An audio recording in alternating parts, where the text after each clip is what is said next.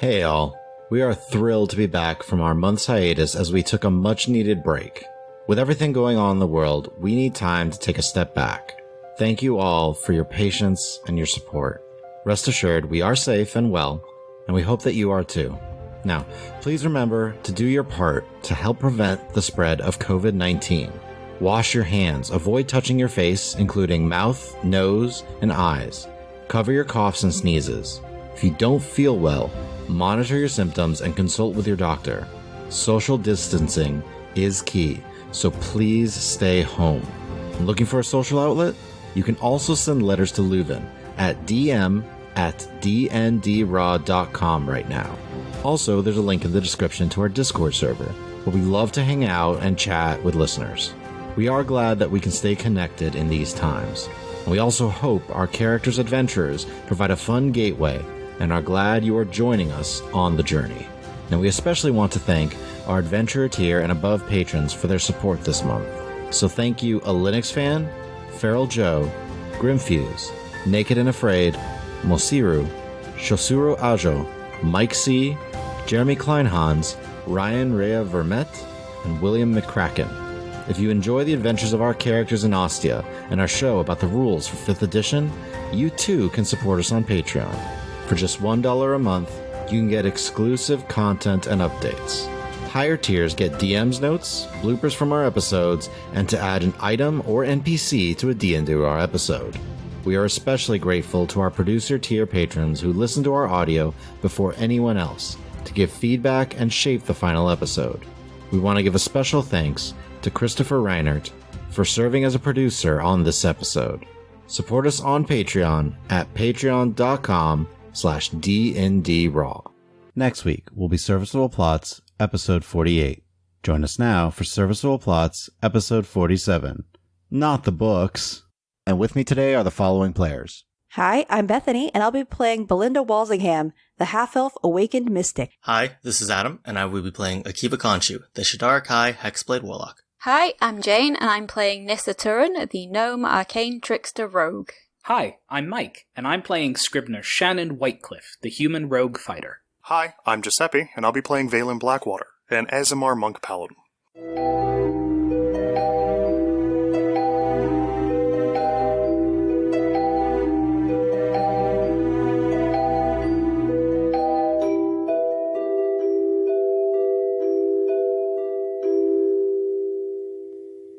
Last time, the party gathered their resources and steeled themselves for the journey they would be taking into the Abyss. As they greeted their companions on the journey, the team that would be focusing on defeating Tenebris, the party was given magical items that would aid them in their quest and help them to survive. Upon arriving, they found a Staff Federation member, Tameen, who helped to guide everyone to a safe space within the Dark Palace before the party prepared to head deeper in and find the library of Tenebris. As you guys exit out of the testing room, you go down a small hallway that you notice one extends off to the right-hand side, the other to the left. The left quickly opens up, and that's the direction Damien is heading towards. The interior of the palace, by the way, has no lights. So you are all relying on dark vision, and Scriv, you are relying on your goggles of night. Yep.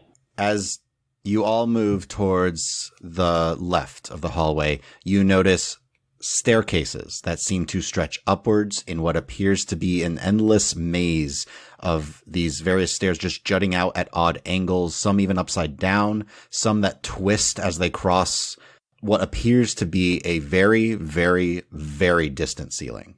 Damien kind of like looks around and is listening cautiously as you initially enter into the room and just like, all right, I could use some help with figuring out the magic of this place. So anyone want to be up front with me?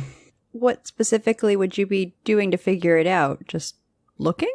Essentially seeing if there is a change in the pattern in the way the stairs move. It seems like they go up to 3 separate levels. I haven't been to all 3, but it's an illusory base, so it messes with the mind, and trying to be able to search for either footprints on the ground of people that are normally traverse it, or seeing a change in the shift in the way the stairs are shifting, and just paying attention to things that aren't supposed to be there. Would Would I be able to use my knowledge of illusions to see if I can find any cracks in the illusions that, like, tiny little things that unless you are familiar with them, you really wouldn't see? You can attempt it. And I would allow you to provide advantage to one person. Okay. I would definitely like to help Belinda with the investigation, pull out some chalk from my pack, and proposing marking out passages as we walk along. So we're getting investigation checks from Belinda, which I believe is with advantage because Scriv is aiding you. Mm-hmm. Nissa, you have advantage on investigation because Akiva's aiding you, and Valen, you're doing survival? Yes. All right. So go ahead and roll those for me. We'll do investigation checks first in general. 21. 25.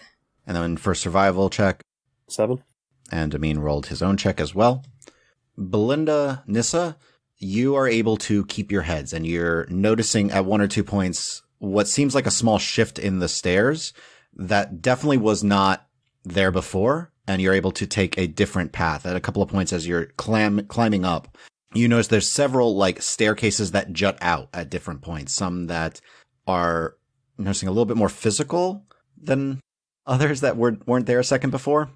Valen, as you are following with Damien, you have a couple of points where suddenly you look up and you see the floor, like you're upside down. And another point you're sideways, and another point you're kind of jutting at a diagonal angle. It's going to grip my bag a little tighter. You even feel your hair kind of like fall upwards, which in this case is down, as gravity seems to be pulling you in that particular direction. It is throwing you a bit. And suddenly, you're split into 2 groups.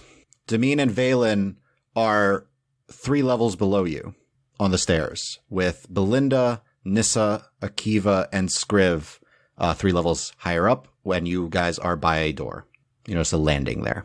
Scriv, could you give them directions on how we got here?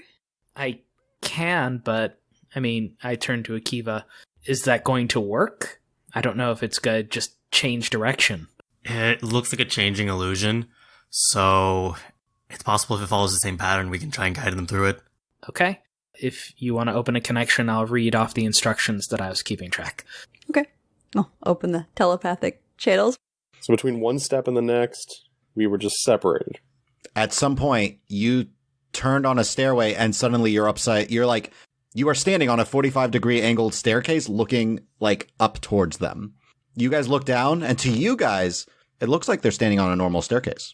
The only idea I have is just reading off the instructions. Can I break out my rope and tie me and Damien together?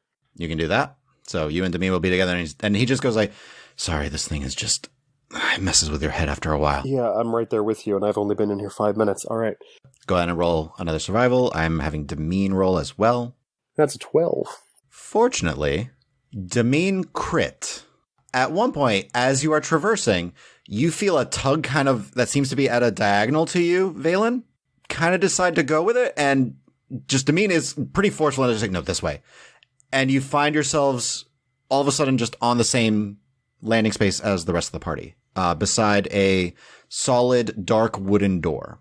Love my rope. You do hear footsteps seeming to move on the staircase above you somewhere. This door looks pretty promising, I have to say. Should we go through it? I'm not a door expert by any means. I usually just open them. I would like to check to make sure that it's unlocked. Check for traps. Roll investigation for me. 21. 17. So you guys searching the door, looking at it's not locked. You notice no sigils anywhere, no markings for any kind of magic on the doorway or around the frame or anything like that. You notice no traps on this door at all. All right. Does it seem to be a real door? Seems to be a real door. There was a brief moment, however, that when Valen, you approached, it looked like they were on a landing against a wall. Oh, well, I don't like this place. But as soon as Scriv went and reached through this, you suddenly see that there was a door there, but your mind was pretty sure that was just a wall. This place is trippy. Before I start questioning anything else, Nissa, do you want to sneak in when I open the door, make sure things are clear? Sure, you want me to slip in, take a peek? Yep. Grab anything if it looks shiny. Oh, yeah. Okay, so you open the door. Nissa, roll a stealth check for me. 24. So you walk in. Immediately, you notice first a small room with 5 archways against one wall. Each contains this shimmering pool of light of 5 different colors. However, standing between you and the archways are 2 robed figures, undead deathlocks. Cool. They seem to be watching and kind of guarding these 5 shimmering archways. One's red, one's green, one's blue, one's yellow, and one is black. A shimmering pool of black light. You've seen this before a couple of times that Akiva's used power. It's kind of this dark energy that seems to be emanating from it. Even as you slip in and look around, it's a small room. It's like 30 feet or so. So you are only about 15, 20 feet from them, just inside the doorway. Sorry, I would say I'll have opened the telepathic channels, by the way, knowing you were going to sneak in case you need to say something silently. Thank you. Okay, 2 deathlocks, 5 shimmering archways, small room. Well, 2 of those things sound like problems we can solve immediately. Recommendations from those who are experts in fighting undead? My proposal would be to kill them very quickly. Very quickly. Especially if it appears they're deathlocks. Nissa, while they're talking really quickly, one of the deathlocks kind of like arcs his head to the side, turns to the other and just goes, "Apparently, a alarm was triggered in the testing room. We are to wait until we hear back. A spell was cast without our knowledge. Others are going down to investigate." The other one just kind of nods and they seem settled. I'm going to very quickly repeat that telepathically. Should we send Demeen back to warn them? I think that would be good. He could intercept any others on the way too. Then yeah, send a meme back. We're going to go into combat. Demeen, apparently those deathlocks mentioned that the testing chamber has been caught. They know someone has cast a spell there.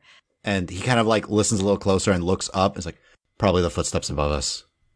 Okay, I'll get down to them and let them know that they have incoming. And I will see if it's only a couple, I'll see if I can take them out quickly. I would warn them to be careful because Nissa did mention they specifically said an alarm spell. So they might have a way of detecting magic. That's not surprising considering the magical defenses of a lot of places on the material plane. All right, I will warn them, and then if I can intercept whatever's coming down, I'll do so. Otherwise, I guess we'll deal with them in the entertainment room. Yep. Good luck. Good luck. Good luck to all of you. I'd probably point at Valen and Akiva left, and then Nissa and I can take right. Then as he's walking away, eye contact with everyone and count down from 3. Go ahead and roll initiative. As a surprise round, Belinda, you react the fastest. You would have to step in to be able to see them. I can step into the room, do a thing, and step out of the room, correct? Yes. Excellent. Okay. That is much better for me. So I will sidle in the door. I am going to target the one on the right and do a mind thrust. All right, so that's an intelligence saving throw? Yes. So that's a fail. 17 points of psychic damage. So Belinda, you step into the room and notice the deathlock on the right that you targeted as you focus, just its head recoils in pain. It kind of like stumbles and seems to catch itself a bit. I find this to be a satisfactory outcome, and I will step out of the way for the professionals. That brings us to you, Nissa. From where I am, I'd like to bonus action use my crossbow against... I'll go for the one on the right. What was the attack? 19. 19 hits. 4 piercing damage. You do notice when it hits, doesn't seem to hurt as much as you expected. I will make a note of that. I will pull out my dagger, move up, and stab it. All right. 10. As you kind of come up, it was now a little bit more aware that something is going on, and you go to stab at it, and it had taken a step back at just that moment, and you swipe at the air. So Akiva. So I will run into the room, and I'm going to go ahead and just launch an Eldritch Blast to the guy on the left. You have 2 Eldritch Blasts, both of them at him? Yes. Okay, make your 2 attack rolls. 21. 20. Both hit. So what's the damage of the 2 attacks? First one is a 13 damage, and the second one is a 15 damage. So, Akiva, as you get into the room, go for the one on the left. You fire 2 Eldritch Blasts. One just cracks into the shoulder, spins him around, and the second one hits him in the chest, and he stumbles back a couple feet. He's still up. Valen, you're up. I'm going to stroll into the room, and it's the left one. We'll load up with my fanciful gauntlets, because they have slightly better damage than my kicks. What's the first attack? 21. 21 hits. What's the damage? 9 points of bludgeoning. He's looking really rough, but he's not down. Okay, then I will just follow up bonus action, get him with a knee. That is a 20 to hit with 7 damage. 20 does hit. As you run into the room, you throw the first punch and crack it across his jaw. As he starts to collapse towards the ground, your knee comes up and his head goes farther than any normal head should and clatters into the ceiling and crashes to the ground as his body slowly drops with it. He is down. I guess I will rotate 90 degrees to face his buddy. Scriv. I will slip in the door behind Valen and engage with the deathlock on the right. I will flank and take advantage of him being off balance. That is an 18. 18 hits. So what is the total damage? 16. So as you stab through, you kind of carve across, and you see he seems to almost fall in two, but he is barely holding on. Belinda. It worked so well once. I would like to repeat my previous assault. So, Mind Thrust. Yes. It's an int save. It's a fail. Excellent. 14 points of psychic damage. As Scriv shifts to move out of the way, you just kind of hear a crack. The skull seems to actually crack all along the back of it, and it just collapses to the ground. So, 2 deathlocks down, but the room is yours. You do hear from outside footsteps that sound like they're getting closer, that are going downwards. Could I please pick their pockets? Roll investigation for me. I would like to make sure the door is shut until the steps pass. All right. 23 then.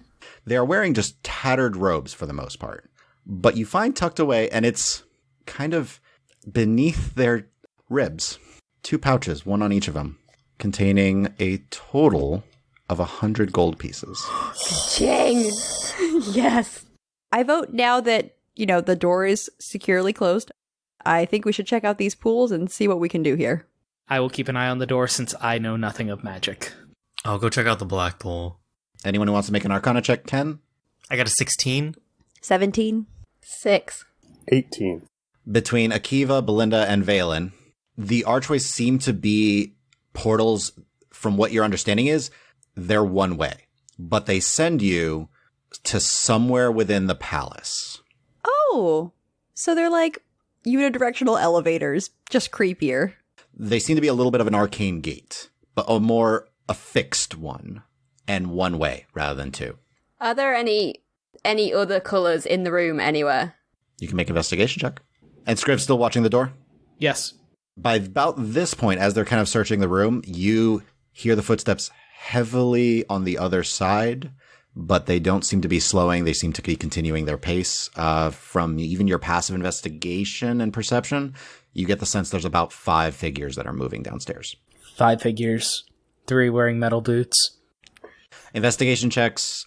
25. So you're studying the room, you're studying everything around the room, and you notice very, very faintly carved in front on the floor of each of the portals is a small symbol. In front of the red portal, you see what looks like a door. In front of the green portal, you see what looks like a blade. In front of the blue portal, a book. In front of the yellow portal, crossed swords. And in front of the black portal, a chair or maybe a throne. That's how you get to the big man, I bet. Not that one. Not that one. No, please. Surprisingly, the black does seem to be the worst one. Almost like black necrotic energy was a giveaway. Just to mention, I know we're not planning to go fight Tenebris, and I don't know what's happening with the other party, but I was hoping there'd be an easier way to get to this, but Akiva and I need to get Tenebris' sword. Wait, what? What? You're just going to announce that while we're already here? We're already here. We couldn't have mentioned this before we were on the mission? How come you need to get his sword? That's also a good question. Might have made a deal to get some answers for Akiva about Umbra. Oh. You know how I feel about Umbra, but I trust your judgment. At the very least, it'll help us further deal with Umbra. Akiva, you need this? Yeah. Okay. So I think that means we might have to get back here and go through the terrible looking black pit. My thought was maybe sword meant like armory. So maybe that's where he keeps it. He might not always have it on him. Keeps it on him. The cross swords, I'm imagining, could possibly be the entertainment room. Can we go there after we do our main job? I think we need to go to the library first. Yeah. Let's get our job done. Just mentioning it now. We don't all have to go if it comes down to it, but We go after Tenebris is dead, right? that's the plan. But I'm a little worried about how that might be going based on, the main team getting caught. Yeah. But for now, we go to the library. I think this blue portal with the book in front of it looks entirely promising. Any opposed? None. I'll go in last. Yeah, I don't think this is here for us. I think this is here for them, so it could be a trap. Seems unlikely. All in favor of me going in first in case there is a trap? I'm not opposed. Go. See you on the other side. So, Valen, you step through. Yep, I will walk through. I will first mention, Valen, it is bitingly cold when you step through the portal. Like, there is a brief moment you feel you might freeze over, and then you're on the other side. I'm assuming everyone's just following through after. Mm-hmm. Yes. Yeah. So as you step through, you find yourselves amongst shelves and shelves of books that line the floor and the walls in this room, some of them jutting out at chaotic angles. Some of them seem to come out from the walls, from the ceiling, from the floor, and even at diagonals. As you initially step through, you look back and see a dark wood doorway reinforced with metal bars, and you hear several figures moving amongst the various bookshelves, but currently do not see anyone. Do we have a sense for how big this room is? I know we can only see a limited amount of shelving. Make a perception check. 14. 13. The room is maybe looking kind of up at the ceiling and trying to judge that way. Since that part of your field of view is not blocked, you're thinking this might be about maybe 100 feet to the other side. Are all the bookshelves like floor to ceiling? No. Okay. So the ceiling itself is about 120 feet above you. The bookshelves go about 60 feet up. Oh, geez. Yeah, we definitely don't have enough room. Okay. Are there any beast castle style ladders that roll around the bookcases? Brief glimpse, you see a couple. Some of them don't look super sturdy, though. Better than nothing for me. Don't really have any climbing abilities, so. Some of them are missing rungs in the ladder. Can I send up Lazarus just straight up just to try to get a glimpse of the whole room? Roll a stealth check for Lazarus. 11. I think we should also all hide while that is happening in case he All gets right, then caught. stealth checks for everybody. 23. 20. 15? Also 15. 15. With my experience, if it looks like he's gonna get hit, I'm bamfing him out. Okay. You send Lazarus up. You all kind of duck and find various desks and behind bookshelves and just find ways to keep yourselves quiet and out of the way while Lazarus goes above the 60-foot tall bookshelves. Make a perception check for Lazarus. And I'm assuming you're shifting into his field of view. Yes.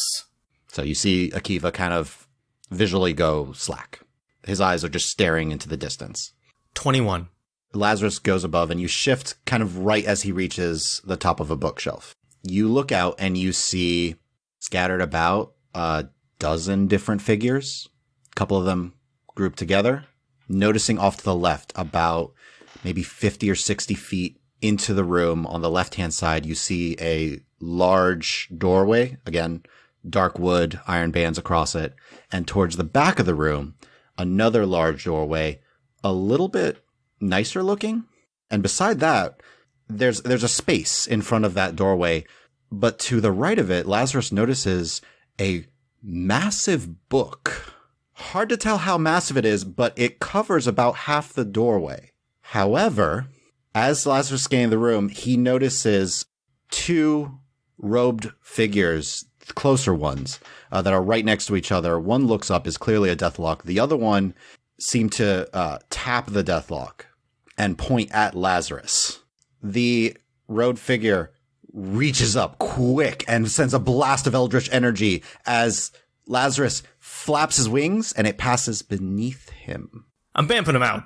Lazarus disappears. So the entire time I'm seeing through Lazarus' eyes, I would have tried to been whispering the information I'm seeing, and then I will relay the information so they are aware that there's that Lazarus was in the room. We might have to go loud. A moment later, you see, since this was the closest one to you guys, these two robed figures, one being the Deathlock, the other one is one you guys haven't seen before.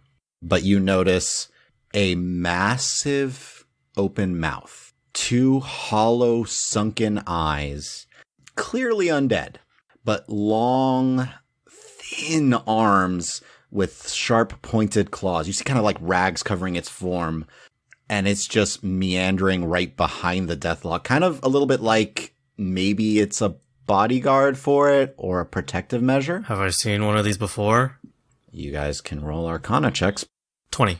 9. 18. 27. 17. These are creatures called Bodaks. They are manipulated entities by Tenebris. Usually that just suck the life and soul out of people. Their literal only purpose is to kill living entities. Belinda and Akiva, these are former, worshippers of Tenebris who did not have arcane capabilities, but were super devout. You are aware that if it knows you are there and you are looking at it, it could start to drain the life out of you simply by staring at it within close range. It is possible to literally knock a person unconscious simply by staring at it, if it is aware of your presence. You do know, even if that doesn't work, it can still hit and start to drain the life force out of people with necrotic energies from its claws. Do we have any idea how hardy it is? It can take more of a hit than a Deathlock. Okay, that's what I was afraid of. However, it also has resistances to cold, fire, and necrotic, in addition to non-magical weaponry. As a note, Belinda, since you rolled a 27, it cannot be charmed, frightened, poisoned, and it's immune to lightning and poison. I will telepathically, of course, share everything with the group. We'll have a little conversation discussing all of this. So what is still left on the table besides me just willing it to be hurt? I've got a sword. I think I would like to take my potion of necrotic resistance. It's good for an hour. I think we're going to be here an hour. It seems like the time. So I'm going to go ahead and take my potion of necrotic resistance. So you chug the potion. As the Deathlock and Bodak are approaching this, you see them just looking around, by the way. They just seem to be looking. They don't seem to have spotted you yet. Yeah, I'm going to go ahead and activate my danger sense. Well, tell me when you're ready. I'll stand up and draw fire, and you can do what you need to do. Nissa can sneak around to get into position, maybe. Everyone else has ranged attacks. We're better off leaving the Deathlock and go all focusing on the Bodak from what we can tell. I'll go beat up the Deathlock, yeah. Honestly, I think it's time. I'm going to take the potion of heroism. Okay. I think I had a potion of the necrotic resistance. I'm going to take that as well. Are we choosing to surprise them? We are jumping at him. Go ahead and roll initiative. It is a surprise round because they did not see you. So, as you guys have taken your potions and see these two figures coming up, Akiva, you're up first. So we're going to start it off big. I will use my bonus action first. I'm going to go ahead and throw my Hexblade's Curse on the Bodak. And then I'm going to use my action to cast Eldritch Blast on it. What were the attack rolls? 26. And the second one? 20. Both hit. Go ahead and roll your damage. First hit is an 11 damage. And second hit? That's going to be a 10. So, Akiva, you step out from the shadows and focus your Hexblade's Curse as dark energy surrounds the Bodak, who at first just seems slightly confused by it, and then gets smacked with two blasts of Eldritch energy. The first one, knocks its shoulder to the side. The second one hits it in the chest, and it takes a couple steps back as you have definitely drawn its attention. I am going to just take one step to the right. Just kind of separate myself from the rest of the people just so, Belinda doesn't get targeted in the fray. Much appreciated. Nissa. I will bonus action fire my crossbow at the Bodak first. Okay. 21. 21 hits. 14. You fire the crossbow. It hits it in the shoulder. So you kind of stumble a little bit. I wouldn't really like to, but I'm going to move up to it. and short sword attack. Okay, make your attack roll. And 18. 18 hits. What's the damage? 6. You notice as you come up, the crossbow went in, but it seems to have, not done as much damage as you were hoping. But as you stab him with your blade and draw it across, that definitely went all the way through. Good. Valen. All right, I will start in on the deathlock here. I'm going to try to get around to the back of the deathlock. And just going to go all in on trying to beat it senseless before it kills us all. Go for it. That is a 20 to hit. 20 hits. What's the damage? 8. And then I will roll again. What's the attack? 18 to hit. 6 damage. Valen runs around, gets between the Bodok and the Deathlock, and then throws a punch to the back of the Deathlock's spine. As it starts to turn to face you, you kick out and smack him in the chest. Hurt, just not as much as you would hope. Actually, I'm sorry, I just remembered something. Nissa is in melee, and Valen's in melee. Nissa, you take 5 points of necrotic damage, but you took the necrotic resistance? Yep. So you take 2 points. Good potion. Valen, take 2 points of necrotic damage because you also have resistance. Belinda. I'm going to do my Hammer of Inquisition for 3 points. On the Bodok? Yes, please. It's a DC 16 save. Fails. 26 points of damage, psychic damage, to the Bodok. Nice. So you see it just smack, and it takes a couple steps back, and it kind of collapses to one knee, but it grips the ground and starts to hoist itself back up. It is twitching very unnaturally, but it is still up. I will avert my gaze and say, Scriv, you got this. Scriv. Sword in hand, I close the distance and hope to end this part of the conflict. Okay. 9. You go to attack, and it just takes a quick step back in its very jerky motions, and you miss it. Bonus action, disengage, and then move away from it? Okay. You're moving back 5 feet, 10 feet? 5 feet. Scriv, you run forward, go to swing, but in its unnatural jerking motions, it moves out of the way of your blade, and then you take a quick step back before it can retaliate against you. Akiva, I need you to make a Constitution saving throw. Total of 9. You do not immediately drop to 0 hit points, which is what would have happened if you rolled an 8. Oh my. I think we'll call that a win.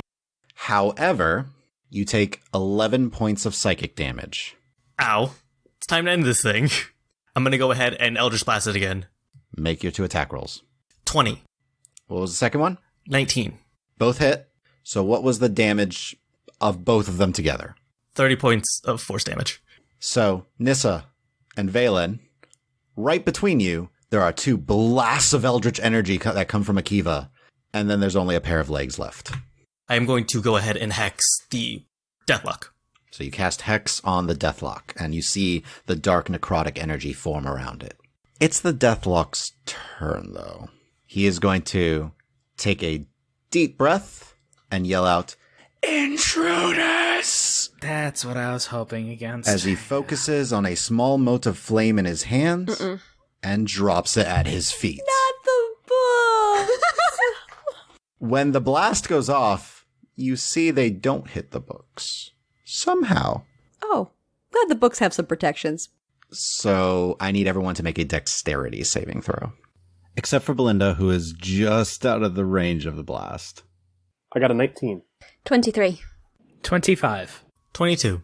You all make the save. You take 15 points of fire damage, which is already halved. However, as this blast echoes out, the Deathlock failed his own save. Ha! Idiot. What? The Deathlock's gone. The blast echoes out. Fire scorches all of you. But you hear a lot of commotion of things coming towards you. And now, a brief message from Leuven. Hi, I'm Leuven Cromdell. It goes without saying that I love partying and meeting new people. And, like most adventurers, I also have the good fortune of perfect health. But for the sake of those of us who are more vulnerable to COVID-19, I'm committing to social distancing as much as possible until this crisis has passed. I hope you'll join me and become my pen pal in the meantime. Just, please don't lick the envelope. Thanks. Hey, this is Nick, the player for Leuven Cromdell. During these troubled times, we here at D&D Raw are keenly aware of the importance of entertainment media to help all of us get through. It is in this spirit that we're expanding the Neversoul network to include sending spells through electronic mail. Would you like to write a letter to Leuven? Well, now you can. Please address your letter to dm@dndraw.com, and Tony will make sure your message gets where it needs to go. Thank you. We need to hide. Okay. Doors. Judgment call. Left or right? I could go to the one on the left if you want. It is closer. Okay. Everybody left door. I'm going to open this door, and hopefully they will think that we have gone this way. We need to get out of here now. Run or stealth? I think we should stealth. Yeah, stealth rather than run. Okay. Stealth checks. This is advantage because you all have your Boots of Elvenkind. 22. 11. 23. 24. Natural 20, so 22. You guys, overall, very quietly start to navigate through the bookshelves. I need also perception checks from everyone to try and avoid accidentally running into something coming towards you. 10. 16. 11. 14. 16. You guys are moving very quietly, but as you guys continue along, Scriv and Akiva, you guys quickly will tap whoever's at the front to redirect them as you notice footsteps coming, getting close to line of sight on you, and you divert the party to continue to move along the hallways.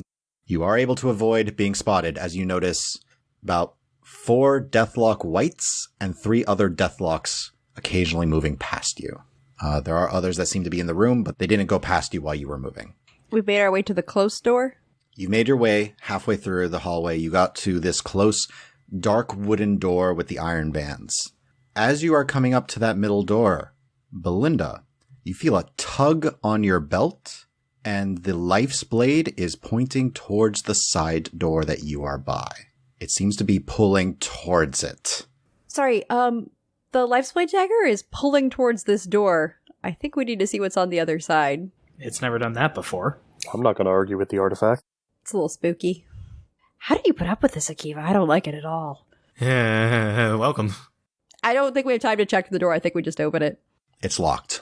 I would like to help Nissa, our infiltration expert. I'll use the gloves. Nissa, what did you get? 33. So Nissa goes up, checks the door. Nissa, this is the most complex lock you have ever seen. You notice it seems like there is some sort of arcane rune enhancing the lock. So you notice the arcane rune, and Scriv goes, no, you have to turn it at the same time, as Scriv just pointing out a couple of features, and then you redirect, and in one swift motion turn the lock. Wow, that looked really easy. Very nicely done. Thank you. Yeah, no problem. Yeah, just thieves can't close one. Yeah. You walk in, the room is 40 by 40 feet. You are at the far end as you initially walk in. On the opposite side, you notice first 4 pedestals, 2 placed on the left of a large hanging mirror, 2 placed on the right. Each item seems to be in some sort of glass case. From this distance, you can see that there is a floating black stone in one on the right, a slightly glowing handle of some sort just beside that. In the center between all of these is a large mirror. To the left of that, you see what kind of looks like some boots. And to the left of that, instead of being on a pedestal, is a floating glass orb that seems to contain some sort of mist or fog in it. There is currently no one in the room. We close the door behind us. Does the life's blade give me any further information now that we're in the room? It seems to be just pointing towards the other end. It's like trying to pull towards the other end of the room.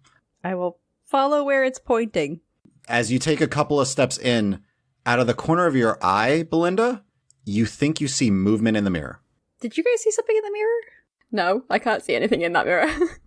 I'm assuming you're still a ways. Are you guys still moving closer? Or? Yeah. I would like to move closer. I don't want to be presumptuous, Belinda, but would you like me to walk up there first in case something jumps out and tries to kill everybody?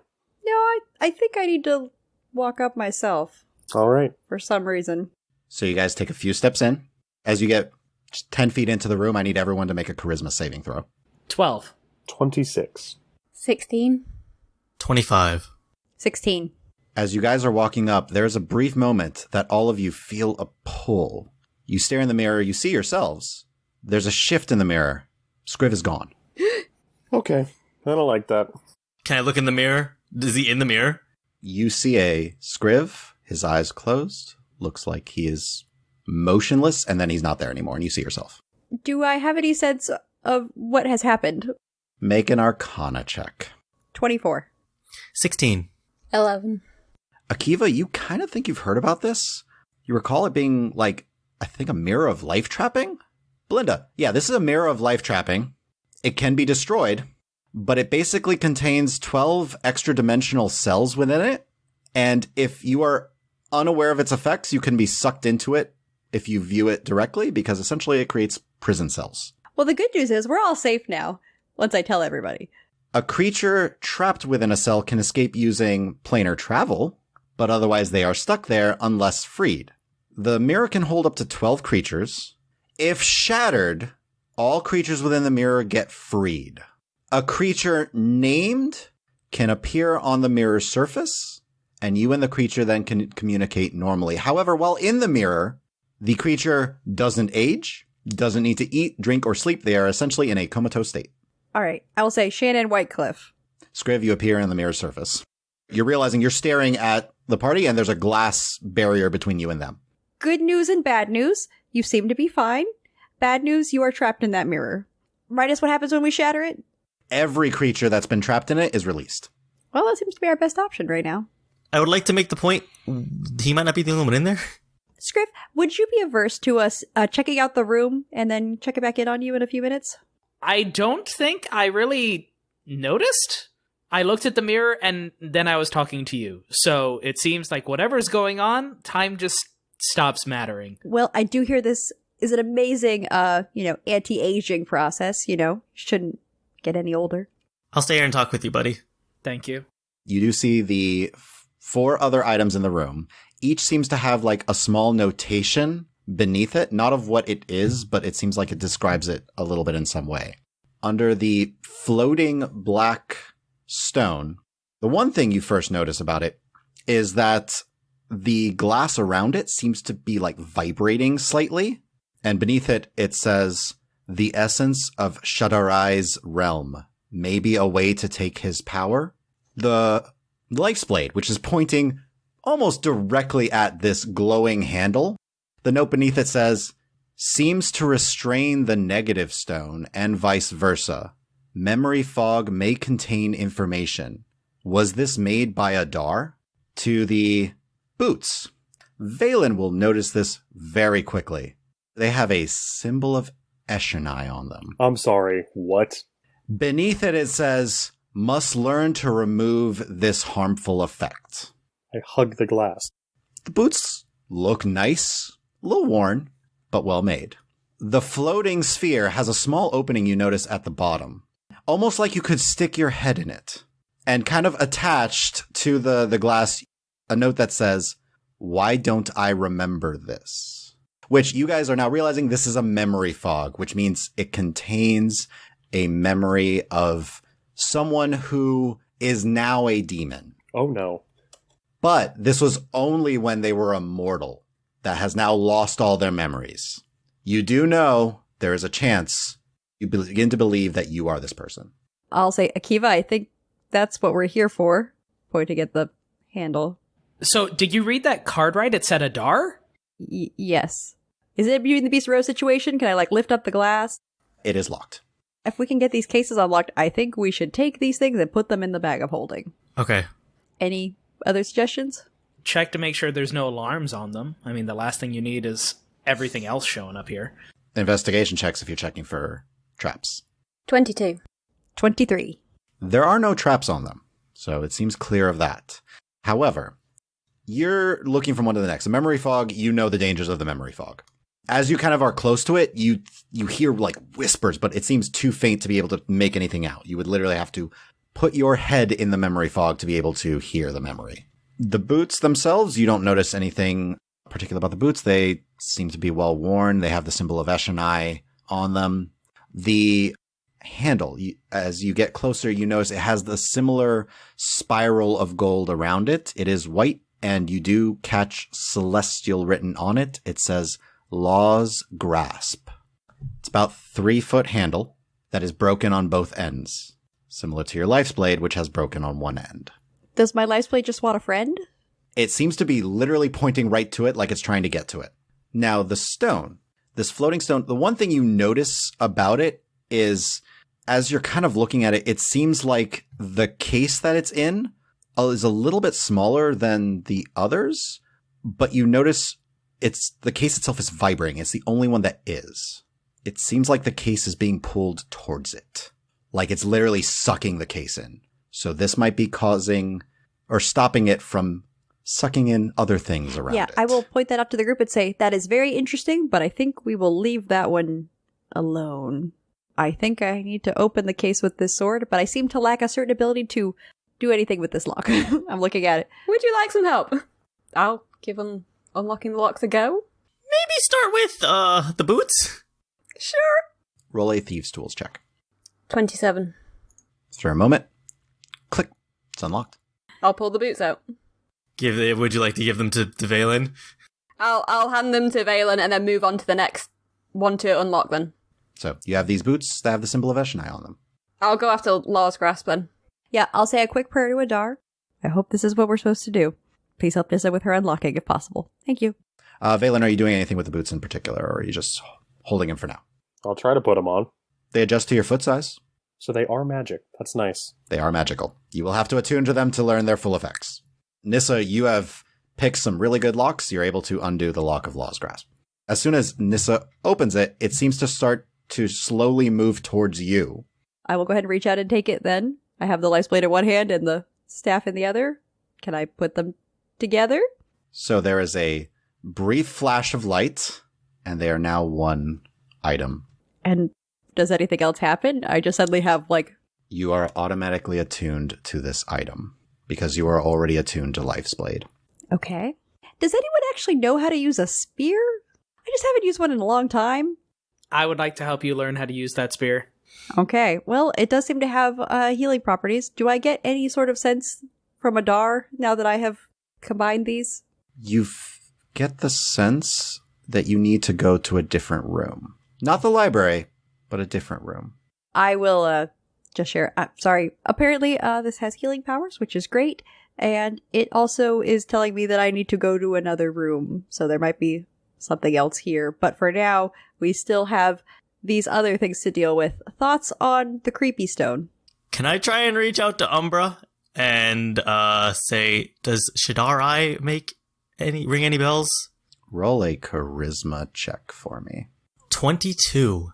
The black stone starts to pulse, and the glass cracks slightly, and just goes, Akiva. You all hear it come from the stone. You are near my realm. You all hear Umbra's voice. Out loud or in our heads? Out loud. Akiva, how are you near my realm? There's a stone here? I think it's called the negative stone. Leave it. It will bring you to me, but you cannot survive here. Okay. Mortals will die in my realm. Get the blade. Give me my memories and kill my former servant. Yes, I remember my name. I am Shadarai Zamyar. Awesome. Actually awesome. I'm glad you have your name back. Yes, Belinda. And Scriv, you know the name Zamyar. The Zamyar dynasty. The ancient ruler of the civilization that built the temple below Silverkeep. Oh. It's all coming together. Doesn't mean it's this same Zamyar, No. but he might know a bit about it. Which is why he was fascinated when he found the amulet. Maybe. I'm glad we were able to get your name back. Get the sword. We're currently working on it.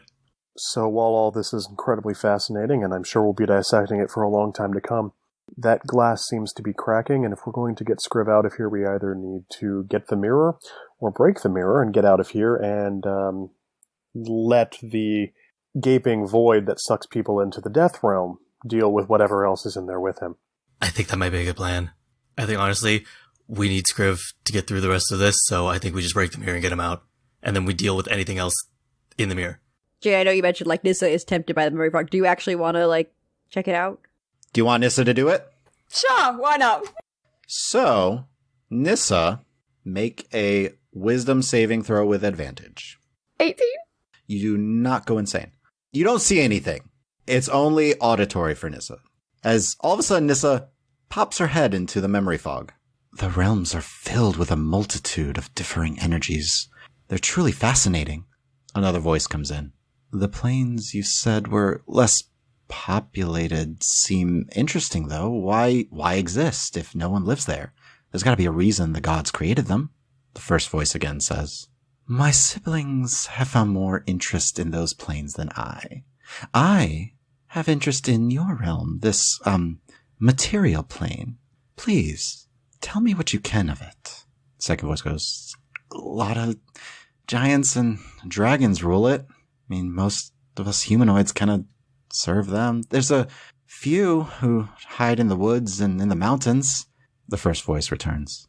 Perhaps I can help with that. I'll happily introduce you to my siblings if you wish, but I think I can be more helpful here. Make humanoids more of an authority on this plane than the dragons and the giants. Nissa, as you kind of step out of the memory fog. Are you all right, Nissa? A slight headache. Did you get the secrets of the universe or someone's lunch order or? I heard a very strange conversation about our plane. Something we need to deal with immediately or? No. I guess we could talk about it later if you want. Might need to process that. Okay. What do you think, Nissa? Is there any value to taking it with us? I don't feel like we're going to get much more from it. I don't know. Maybe it's best off here, then no one else can maybe be affected by it in a worse way than a little bit of a headache. Okay. So how are we shattering this mirror? And does Scriv need to stand back? It has no resistances or immunities, you know. Would one of you with ranged capabilities just get ready to blow open the rest of the glass around the case? Just in case we want to kill everything in here? If a bunch of demons roll out? The glass around what? The sucking void that's trying to kill us all. Do we want that while we're still in here? No. We would leave, but someone who's ranged get ready to do it. Oh, okay. If we have the idea of bolting out of the room right when we shatter the glass, do we want to make sure nobody's on the immediate other side of the door? Yeah, I think checking the door is a good idea. Okay. So you peek out. You don't hear anything. All's quiet. There's some scorch marks on the ground. The library has been purged. I don't like the way she said that. Scriv, I think your takeaway can be our time is now to look in the library. Smash this mirror and get me out of here. All right. Everybody ready? Out of the ditch into the duck pond. Let's go. All right. If everyone's in position. So you shatter it, but Scriv's not the only one that's now in the room. You see about 4 tiny demonic figures with curved horns and kind of impish ears. They're quasits. Oh, cute. They are literally tiny. They're smaller than Nissa. Aww. But you see their claws go, ready to, attack. They're not the only ones that come out, though. You see a large, ghoulish figure. Its fingers aren't really just fingers. They're just long, sharpened points and a, super thin form. Bright, glowing yellow eyes, and it doesn't really have lips. It just has fangs and long, pointed ears. Over a seemingly undead form, this is a Maretsi. Running out of the room. If everybody else bails out of the room, I'm just going to launch an Eldritch Blast at the glass holding the negative stone. So you're going to get to the edge of the room and hold an Eldritch Blast for everyone to get out. Once everybody's out of the room. I will be ready to help close the door. I'm assuming everyone else gets out of the room. So Akiva, 2 attack rolls with Eldritch Blast. 19 and then 16. What is the damage?